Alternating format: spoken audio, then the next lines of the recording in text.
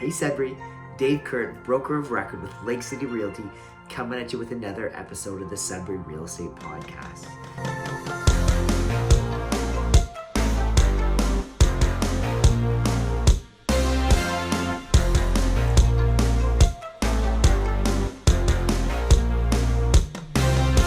We built Lake City. We built Lake City on rock and so build Lake City. We built Lake City on rock and soul. I keep on having to apologize. I took another couple weeks hiatus. I was in Jamaica. Those that are watching on YouTube right now can see that this tanned face feels extra fantastic. I know that we were able to escape that minus 40-ish or 35 or whatever freezing cold weather that we had in Sudbury, which felt absolutely amazing to be on a beach. I don't want to rub it in and make you guys jealous. But following that, I got back and we rushed all the way to Sault Ste. Marie for a hockey tournament. I didn't even get home. We were up in the Soo with my oldest son, with the Lake City Realty under 11 Walden hockey team, and my under 9 Lake City Realty other son was in Lefroy for a hockey tournament as well. But welcome back to another edition of my 5 Bullet Friday, where I love to share my thoughts and observations about the local Sudbury housing market on a weekly basis. Tiff Macklem, the head of the Bank of Canada, has done his best attempt at freezing interest rates, but the job cut numbers that just continue to come out on a Canadian and on a North American level, including the United States, show that the economy is just firing on all cylinders here. This has led to a lot of economic bears who have been projecting this coming recession to be continued to be proven wrong with their overall projections. A lot of smart people are pointing to the fact that it's tough to have a recession when anybody who wants a job can get a job, and usually those jobs are actually pretty good paying jobs as well. An interesting time on a national level, that's for sure. On a local level, other than the families complaining about Netflix cracking down on people sharing passwords, which I've got a few of. I know that we had a few friends and family that were using our Netflix account by the sounds of it that have been turned off. It's been an interesting time. We had this freezing weather's kind of continue. It was warm and then cold again, which has led to a ridiculous amount of snow days in Sudbury in the last little bit. And then it just, again, which I touched on earlier, super proud. I was able to go, I coached all three of my kids' hockey teams, but I was up with my oldest son at the U11 hockey tournament in the Sault Ste. Marie Extravaganza hockey tournament, where the Lake City Realty under 11 house league team took down the gold medal championships there in a tough fought game against FCR, Coppercliff FCR there. So fantastic to see, and the kids had a blast, and I hope everybody's enjoying things on a local level. Next up, we got Family Day coming up. I know it's an exciting time. Just with our chaos, we're not doing anything major with my family over this long weekend, but I hope that you and your family are enjoying maybe skiing or getting outdoors or just having some fun time. What's happening on a local real estate level? That's what you guys are really here for, though. Our numbers are very flat. Sales have hovered close to the same numbers for the last 4 weeks, as of conditional offers and total listings.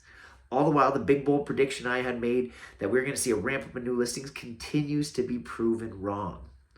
This week we had 23 sales, 22 conditional deals. 16 of those 23 sales happened in multiple offers. 36 new listings for a total of 177 listings, which is almost identical to the last 4 weeks of total listings available in the marketplace. What are my 5 takeaways, though? Let's dive right into it. Takeaway 1, that the stat that looks almost identical week over week. The stats look almost identical week over week for the last 4 weeks straight.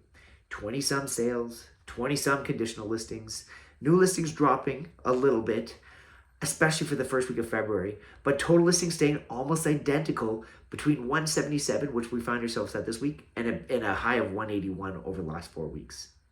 This, again, goes despite my big prediction. We're going to see listings spike after Christmas and then continue to get higher and higher as we led up to the spring marketplace. This is the summary of the markets that's fulfilled by supply versus demand. Little supply has put buyers in a corner and forced them to settle for what's available in the marketplace. Takeaway 2, what is going to stop bidding wars? Despite the pullback that saw our average monthly sale price come down over $100,000. Reminder, in March 2022, we hit a monthly average sale price of $505, and in January 23, just last month, we were at 380,000, which is a massive drop in average sale price. There still remains an appetite for multiple offers. Buyers want what everybody else wants. And a lot of listings and a lot of realtor listings are pricing the home for that, to create that environment as well. The real estate agents are pricing houses low in an attempt to build this extra chaotic environment where people are bidding to get into property, and there's multiple people. Now, the interesting thing is buyers say that they hate this strategy and are often frustrated and angry with, they find themselves swept up in it. But the listings that are priced appropriately at the what could be seen as good value, or even just slightly above that and building in some room for negotiation, they're the ones that find that there might be an initial good push, maybe a bunch of showings at first, but then crickets and no offers. Buyers are showing the property, we're saying, you know what, this is a pretty good deal. Well, they're saying, well, what's wrong with it? Why does nobody else want it? Why should I offer on it if nobody else thinks it's a good deal? It's this mindset that we're in that's leading to we reward multiple offer scenarios, and we almost punish those that are not finding themselves in that scenario. So as much as we hear that buyers are frustrated with the bidding war environments, 16 of the 23 houses this week saw sales at the listing price or above.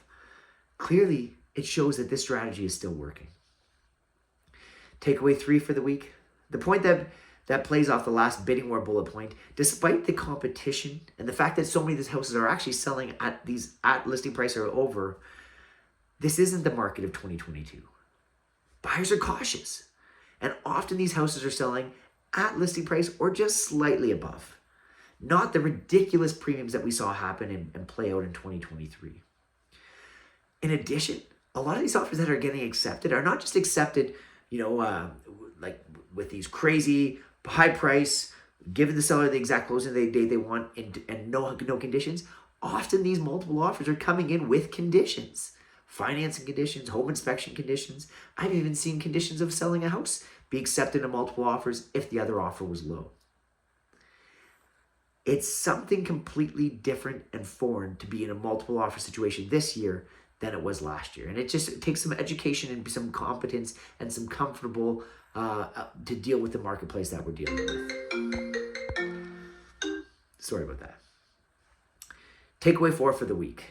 Listings aren't increasing like I thought they would, which has fueled the supply-driven. Right now, what's happening is it's a supply-driven spike in the marketplace. But believe it or not, there are a ton of buyers shopping. We had a new Sudbury listing last week in the mid-400s, where we had 30 showings in the first few days.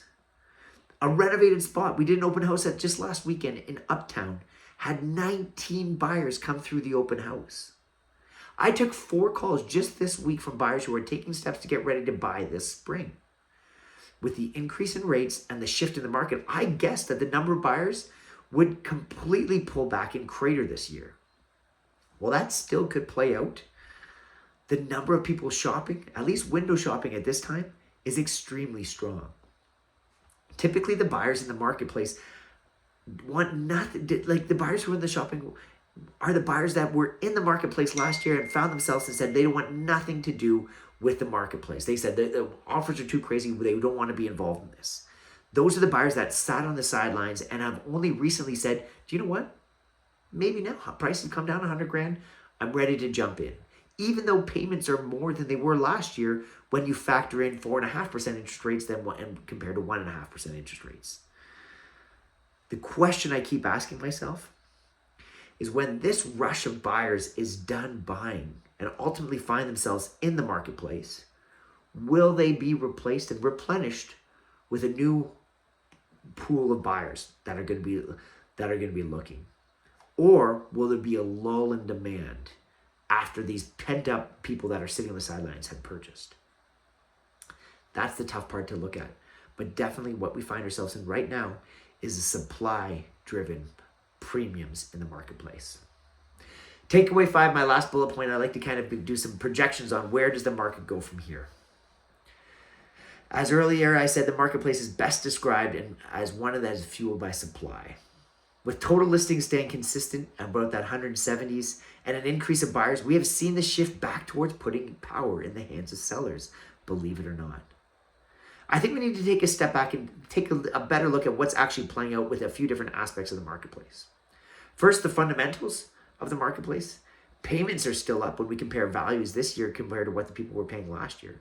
Again, what I just said, like if you were buying a house at $400,000 this year at 4.5% or 4.8% or whatever you're getting, compared to $500,000 last year at 1.5%, your payments are more than they were before, and probably to the tune of a couple $100. We had FOMO, fear of missing out. These buyers that thought, if I don't buy today, then I'll never be able to afford. That was at an all-time high, and that was a big part that pushed chaos of the marketplace to a place that was unhealthy. And I think that that's not really existing in this marketplace right now, which is a big positive, I think. The idea that buyers aren't feeling the pinch that if I don't buy this house today, then I'll never be able to afford a home.